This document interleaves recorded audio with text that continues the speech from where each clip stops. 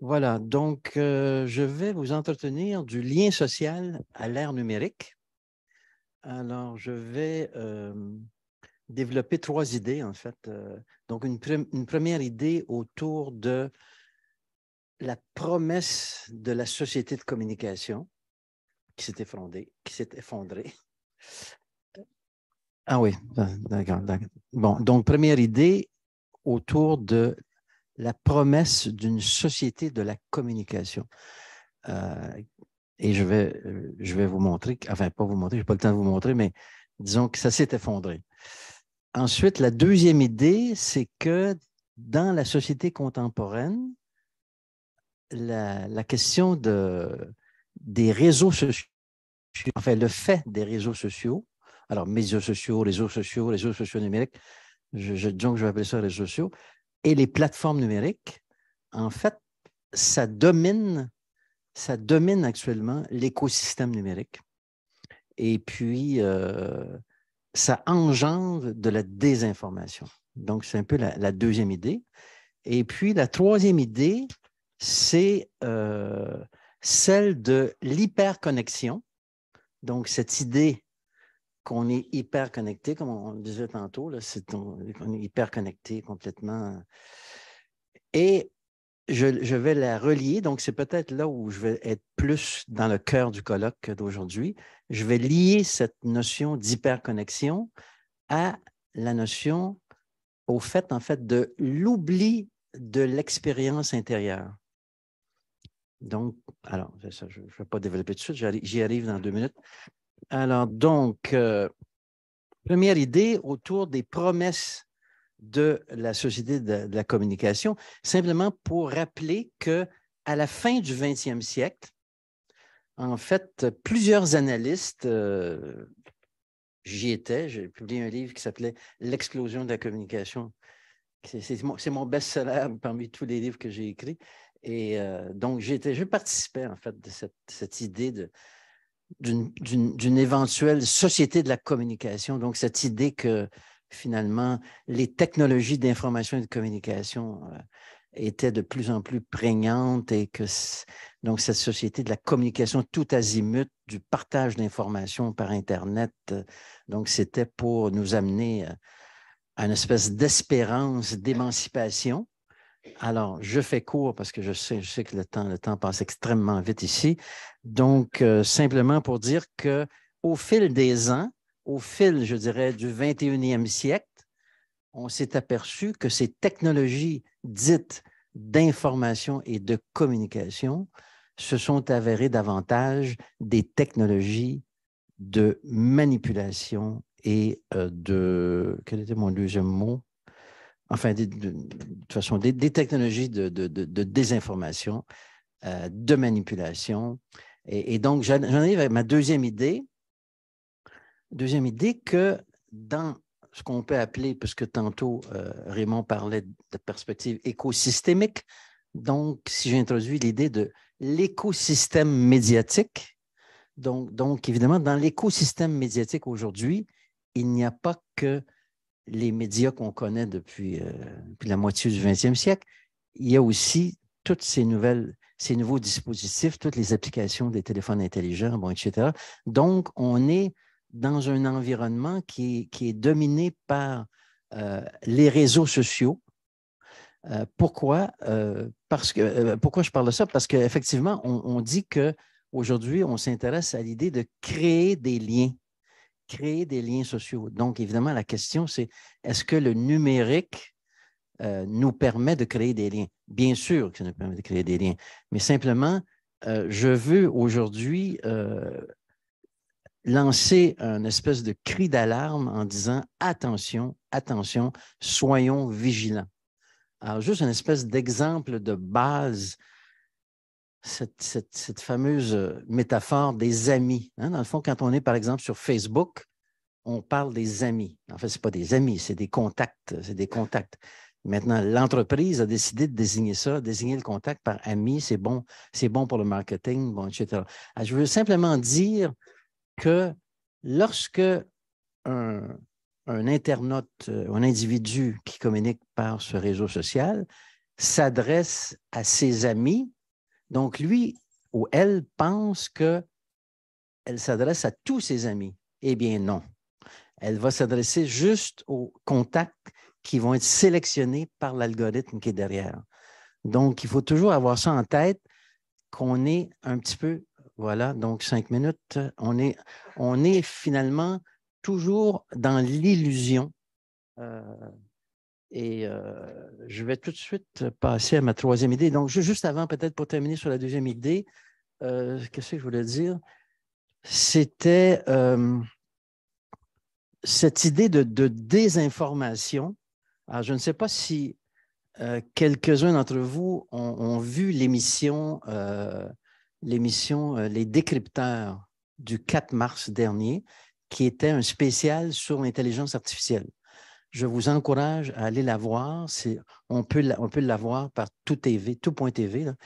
Et en fait, c'est une émission qui nous mettait au fait des plus récents développements en intelligence artificielle, comme les générateurs de texte, les générateurs d'images, les générateurs de personnages, en fait, liés au ce que les spécialistes appellent le deepfake. Là, donc, on est, si vous voulez, dans un environnement de machines, de logiciels, de machines, d'algorithmes qui va nous inonder. On est déjà inondé, mais jusque-là, on était inondé par beaucoup de messages qui étaient des messages envoyés par d'autres personnes, mais des fois, évidemment, des entreprises aussi, mais on était dans cet univers, je dirais, humain. Donc, un univers machine, mais qui était un univers qui était quand même où les humains étaient derrière les messages médiatisés. Alors, maintenant, on en vient à un environnement qui va être inondé de messages produits par des machines. Donc, produits complètement artificiellement.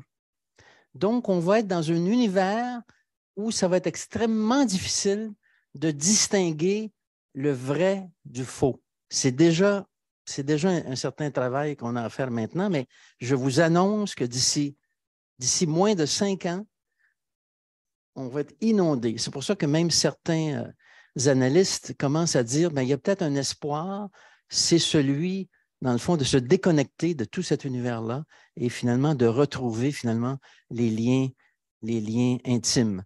Alors peut-être ça m'amène à ma troisième idée et je vais la résumer vraiment en une phrase ou deux parce que j'ai l'impression qu'il ne me laisse pas grand temps. Mais c'est cette idée, en fait, je fais une liaison entre l'hyperconnectivité. Donc, dans la société hyper individualiste dans laquelle on est, hey, on est-tu, comment dire, on aime ça dire qu'on est hyper connecté. Hey, moi, je suis hyper connecté. Oui, ah bon, etc. Alors, en fait, je veux simplement mettre en avant l'idée que entre l'hyperconnectivité et le lien social, là où je vois un lien très fort, c'est que j'émets l'hypothèse que plus on est hyper connecté, moins on est en contact avec soi. C'est-à-dire que notre attention, l'attention qui est marchandise, en fait, dans la société numérique, l'attention est ce que les big tech captent, en fait, pour constituer les fameuses bases de données personnelles ou les données de profil. Alors, où est-ce que j'en étais? Donc, j'ai quasiment perdu mon fil. Ah, OK. Donc, je voulais simplement introduire l'idée, qui est une idée qu'on n'entend pas souvent, parce qu'on entend beaucoup l'idée de communication interpersonnelle. Hein? Quand on parle de lien, on parle de communication interpersonnelle. Mais là, je voulais introduire l'idée de communication intrapersonnelle. Donc, la communication de soi à soi. Donc, une minute, l'introspection. Donc, j'ai juste une minute pour faire une petite introspection. donc, cette idée de communication intrapersonnelle, ça veut dire, si vous voulez, que moi, je pense que c'est ça qui est en train de s'évanouir. C'est ça qui est en train de disparaître parce que notre attention est captée par les dispositifs numériques qui nous envahissent, par toute cette mer, cet océan informationnel dans lequel on baigne de plus en plus. Donc, mon message positif, parce que René veut que ce soit positif, mon message positif, c'est ne pas oublier la communication intrapersonnelle. Donc, communiquer de soi à soi. Donc, l'introspection. Et je pense que c'est la base, disons, comment dire, cette connaissance de nous-mêmes, ben, c'est la base avec laquelle on peut créer des liens sociaux. Je vais m'arrêter là. Aujourd'hui, moi, je voulais vous parler donc de peut-être de manière plus positive le rapport qu'on peut avoir avec la communication numérique. Éventuellement, déjà, juste me positionner par rapport à ce qui a été dit avant, je pense qu'on ne parle pas forcément de la même chose, que moi, je vais me focaliser sur le rapport interpersonnel dans les communications numériques. Donc, alors, bon, j'ai déjà été présentée. Je vais rentrer rapidement dans le vif du sujet. Tout d'abord, les communications interpersonnelles via des plateformes. Donc, on peut parler de forums, de médias sociaux, numériques, réseaux sociaux, clavardage, etc., etc. C'est aussi permettre, lors des relations interpersonnelles, d'exister autrement. Alors, vous m'excuserez de ce terme, mais pour l'instant, je n'ai pas trouvé mieux. Exister autrement, donc c'est le cas notamment, je me permets de mettre lorsque les communications en présence sont un peu peuvent être compliquées pour certaines personnes, notamment on parle de neuroatypie ou notamment aussi pour les personnes qui sont en minorité sexuelle, d'identité ethnique, culturelle, etc. et peuvent avoir des stigmates dans des conversations en présence. Donc, que ce soit par exemple lorsqu'on est par exemple, sur le trouble du spectre de l'autisme, de se retrouver dans des situations où on ne comprend pas certaines conventions de discussion, ou par exemple, lorsqu'on est une femme voilée, on va être par exemple jugé par rapport à ce voile. Voilà. Et pourquoi je vous parle de tout ça? C'est parce qu'en fait, en passant en ligne, ça peut être un avantage de communiquer comme ça, notamment par exemple dans les jeux en ligne ou même n'importe quel clavardage, le choix de son avatar, le choix des termes pour se définir, par exemple de se dire elle, il, il. C'est également aussi, ça, on l'a remarqué, nous, dans nos recherches, mais également dans la littérature scientifique, il y a un intérêt aussi pour justement le jeu de rôle et le jeu de rôle en ligne et le forum. Comme je vous l'ai dit, donc ça nous permet d'échapper à certains stigmates de rencontres en présence et de moins se focaliser en fait sur ce qui entoure le contenu. Ça peut être par exemple la posture, le regard, les termes employés, et qui peuvent être source de stress ou d'anxiété du fait de l'immédiateté de la conversation en présence. Avoir la possibilité de prendre le temps de rédiger nous permet aussi de poser les mots sur ce qu'on se ressent et aussi de se concentrer sur le contenu. Donc, je me suis permis de citer quelques ressources, on va dire, qui sont peut-être moins scientifiques pour cet exposé-là. Il y a la bande dessinée Autopsie des échos dans ma tête de Fricks, où la personne qui écrit cette bande dessinée nous dit de l'importance qu'a été pour elle le jeu de rôle donc le jeu de rôle en ligne, justement, dans la construction de son identité et aussi au fait de créer des liens, des amitiés, relations amoureuses, etc. en ligne. Parce que je le dis, les relations qu'on a en ligne sont de vraies relations. Hop. Là, je vous montre un extrait. C'est l'extrait où la personne explique justement pourquoi le jeu de rôle a été très important dans sa vie. Donc, on ne voit pas très bien sur ma projection. En haut, vous voyez tout en haut à gauche, la personne a comme une pensée un peu emmêlée.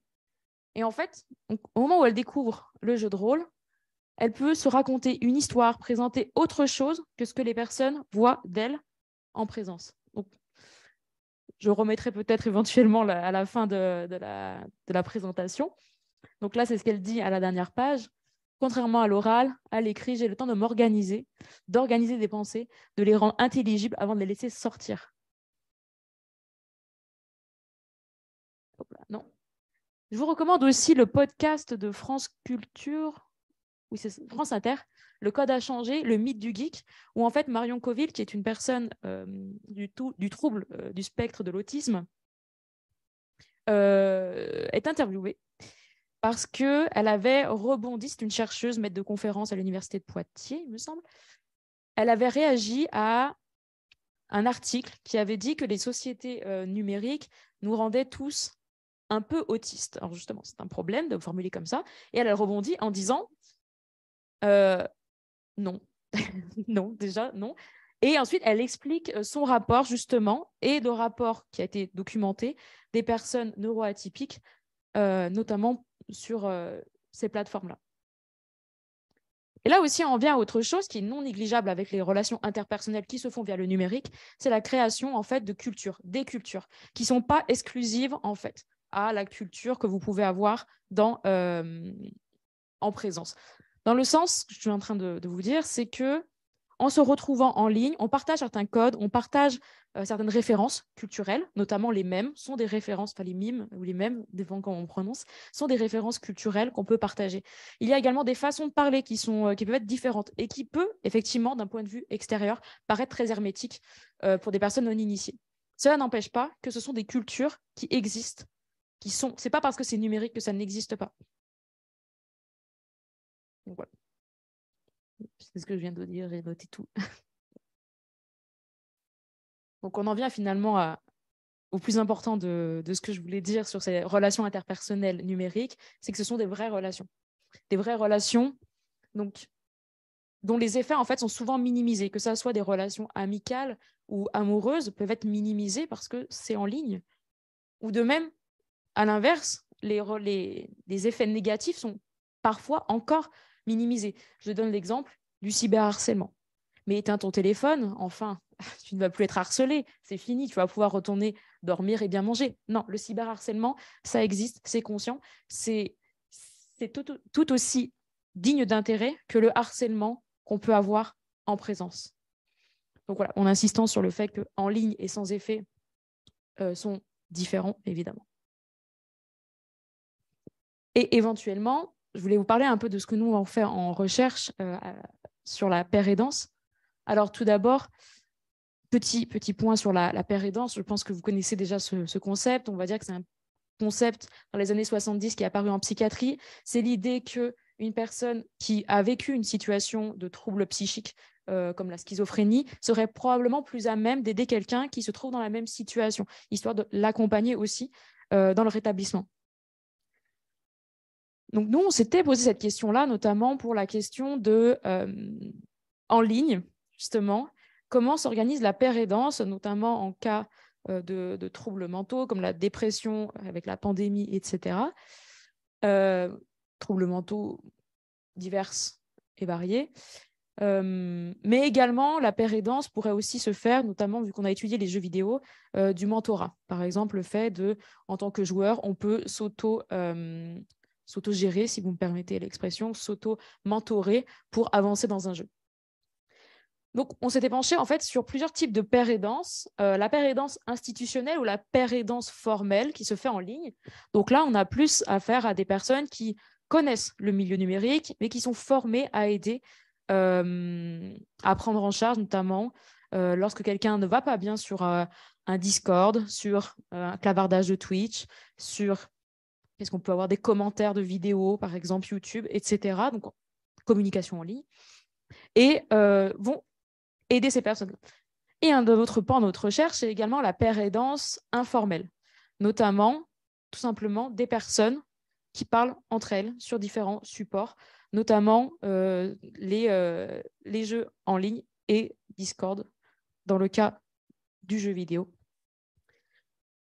Donc, je vous ai noté le nom de certains types d'endroits, d'espaces où on peut trouver en fait ces communications en ligne qui sont pour la paire aidance. Donc là, on a Discord, Reddit, Calavardage, Twitch, comme je vous ai dit, mais également les communautés d'e-sport. Si vous ne connaissez pas l'e-sport, c'est des communautés de sport en ligne et de compétition. Donc en fait, il y a tout un soutien en fait qui se met en place entre joueurs, puisque là, en fait, on est dans des équipes en fait sportives, de e-sportifs, de sportifs en ligne. Hop, je crois que... Donc voilà, donc c'était le point surtout que je voulais soulever ici avec vous, de l'intérêt d'étudier et de considérer les liens qu'on a en ligne, même sur, on a beaucoup parlé de en ligne, que ce soit des par exemple, les médias sociaux numériques, mais le jeu vidéo également offre des possibilités de sociabilisation qui sont très importantes. Merci beaucoup. Serge, est-ce que tu veux revenir avec nous? Est-ce qu'il y a des questions en ligne pour commencer, Alexandra? Non. Est-ce qu'il y a des questions dans la salle? Ah, il y en a une. Il y en a deux. Très intéressant, merci. Est-ce qu'en quelque part, est-ce que le message qui rejoint vos deux interventions, c'est qu'il faut se réconcilier avec ces incontournables, le fait que voilà notre monde aujourd'hui, avec ses grandes menaces et ses atouts en quelque part, et qu'on parle de notre intérêt aujourd'hui, la santé mentale positive, y a-t-il pas des façons, de la formation, des idées à exploiter pour joindre le monde dans les communications en ligne et de trouver des façons de profiter en quelque part de ces technologies qui nous préoccupent quand même? Qui veut commencer à répondre? Je vais faire un petit. C'est-à-dire que, oui, bien sûr, c'est-à-dire qu'il faut, il faut absolument trouver des manières de s'adapter à cette évolution des choses. Donc, en fait, je trouve que je ne voudrais pas que mon propos soit comme celui du méchant loup et puis les propos de ma collègue, la douce Agnelle. En fait, je pense qu'on est devant un phénomène à multiples volets. Et il y a longtemps, j'ai écrit des papiers sur, effectivement, la virtualité. Ce n'est pas quelque chose qui est à côté. Dans le fond, on est complètement dedans. Donc, alors, je pense que cette idée aussi d'aidance, comme tu dis tantôt, là, donc de soutien interpersonnel via les réseaux, donc ça m'apparaît être une donnée forte. Là, moi, je voulais juste mettre l'accent sur la nécessité, en fait, de ne pas perdre de vue notre espace intérieur.